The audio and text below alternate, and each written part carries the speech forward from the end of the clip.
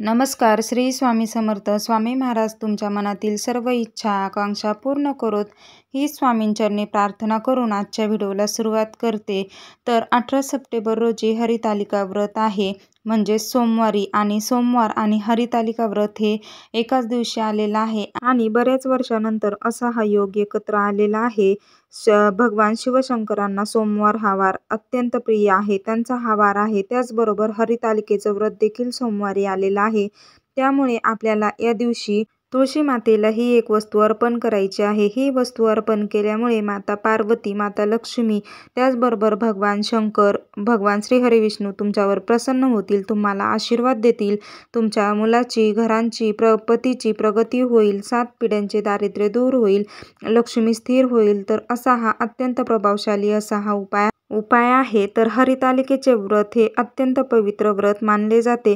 प्रत्येक सुवासिनी, कुमारिका हे व्रत करत असतात. कुमारिका देखील चांगला इच्छित पती मिळावा यासाठी हे व्रत करतात. त्याचबरोबर सुवासिनी आपल्याला अखंड सौभाग्य मिळावे म्हणून व्रत करतात. त्याचबरोबर विधवा देखील हरितालिकेचे व्रत करत असतात, परंतु त्या पूजा करत नाहीत. तर हरितालिकेचे व्रत जेव्हा आपण धरू त्यावेळेस आपल्याला मरेपर्यंत हे व्रत करायचे असते, त्याचे आपल्याला उद्यापन करता येत नाही. हरितालिकेच्या व्रतामध्ये वाळूपासून भगवान शिवशंकरांची पिंड तयार करून त्याची पूजा केली जाते. माता पार्वतीने भगवान शिवशंकरांना प्रसन्न करून घेण्यासाठी हे हरितालिकेचं कडकडीत व्रत केले होते. वाळूपासून शिवशंकराची पिंड तयार केली होती आणि त्या पिंडीवर हळदी कुंकू, बेलपत्र वाहून, त्याचबरोबर 16 प्रकारची जी पत्री असतात, झाडाचे पानं, फुले असतात, तर ते अर्पण करून त्याची पूजा केली होती. आणि हे व्रत केल्यामुळे भगवान शिवशंकर प्रसन्न झाले होते आणि माता पार्वती बरोबर त्यांचा विवाह झाला होता. त्यामुळे या व्रताला अत्यंत महत्त्व आहे. अत्यंत पवित्र असे हे व्रत समजले जाते. भगवान भोलेनाथ हे असे आहेत, ते आपल्या भक्ताच्या एका हाकेला धावून येत असतात. त्याचप्रमाणे हरितालिके व्रता दिवशी तुळशीला देखील तेवढेच महत्त्व आहे. तुळशीचे आपण जे काही उपाय करत असतो तर त्याचे आपल्याला त्वरित फळ मिळत असते. तुळशी मातेमध्ये माता लक्ष्मी, सरस्वती वास करत असतात. बघा, जी व्यक्ती तुळशीची दररोज नित्यनेमाने पूजा करत असतो तर त्या घरामध्ये पतीची, मुलांची, घराची प्रगती होत असते. जी नकारात्मक ऊर्जा असते तर ती दूर होऊन सकारात्मक ऊर्जा आपल्या घरामध्ये प्रवेश करत असते. ज्याप्रमाणे भगवान विष्णूंना तुळस ही प्रिय आहे, त्याचप्रमाणे शंकरांना देखील तुळस प्रिय आहे. माता पार्वतीला देखील तुळस अत्यंत प्रिय आहे. पण आपण तुळशीचे जे पाने असतात तर ते बेलपिंडीवर कधीच अर्पण करत नाही. आणि तुम्हाला माहीत नसेल तर ही चूक करायची नाही. तुळशीचे पानं बेलपिंडीवर आपल्याला अर्पण करायचे नाहीत. तर आपल्याला हरितालिकेच्या व्रता दिवशी तुळशीला फक्त ही एक वस्तू अर्पण करायची आहे. तर ती वस्तू कोणती आहे, तर आपल्याला तुळशी मातेला कच्चं दूध आणि थोडीशी हळद आणि गंगाजल अर्पण करायचं आहे. या दुधामध्ये आपल्याला थोडंसं पाणी मिक्स करायचं आहे आणि ते तुळशी मातेला अर्पण करायचं आहे. येथे कच्चं दूधच घ्यायचं आहे. त्यानंतर तुमच्याकडे जर का एखादी वस्तू नसेल तरीही हरकत नाही. गंगाजल तुम्ही एखाद्या पूजेच्या दुकानामधून घेऊन या. फक्त ह्या 3 वस्तूच आपल्याला तुळशी मातेला अर्पण करायच्या आहेत.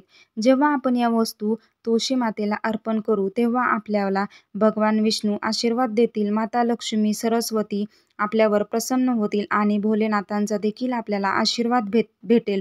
त्याचबरोबर आपल्याला तुळशी मातेची विधिवत पूजा करायची आहे. तुळशी मातेला आपल्याला जल अर्पण करायचं आहे. त्यानंतर तुळशी मातेजवळ आपल्याला शुद्ध गाईच्या तुपाचा दिवा लावायचा आहे. त्यानंतर ओम नमो भगवते वासुदेवाय नमः या मंत्राचा जप देखील करायचा आहे. तुळशी मातेला प्रदक्षिणा घालायच्या आहेत. तुळशी मातेजवळ प्रदक्षिणा घालण्यासाठी जागा नसेल तर स्वतःभोवतीच प्रदक्षिणा घालायच्या आहेत. तर असा हा अत्यंत प्रभावशाली उपाय आपल्याला हरितालिका व्रता दिवशी करायचा आहे. अशा प्रकारे तुम्ही तुळशीची जर पूजा केली तर माता लक्ष्मी, त्याचबरोबर माता सरस्वती देखील तुम्हाला आशीर्वाद देतील. त्याचबरोबर भगवान शंकर आणि विष्णू देखील तुम्हाला आशीर्वाद देतील. तर तुळशीला खूप म्हणजे खूप पवित्र मानले जाते. तुळस ही प्रथम पूजनीय आहे. आपण तुळशीचे जे काही उपाय करतो तर ते त्वरित फलदायी ठरत असतात आणि भगवान शिवशंकरांसाठी आपण हे उपाय केले तर ते आपल्यावर प्रसन्न होत असतात. ज्या प्रकारे मेलेल्या माणसाला जिवंत करण्याची शिवशंकरामध्ये ताकद आहे, त्याचबरोबर आपल्या नशिबात ज्या वस्तू गोष्टी नाहीत तर त्या देखील आपल्याला प्राप्त करण्याची ताकद भगवान भोलेनाथांमध्ये आहे. त्यामुळे त्यांची होईल तेवढी आपल्याला सेवा करायची आहे आणि तुळशी मातेला आपल्याला ही एक वस्तू अर्पण करायची आहे.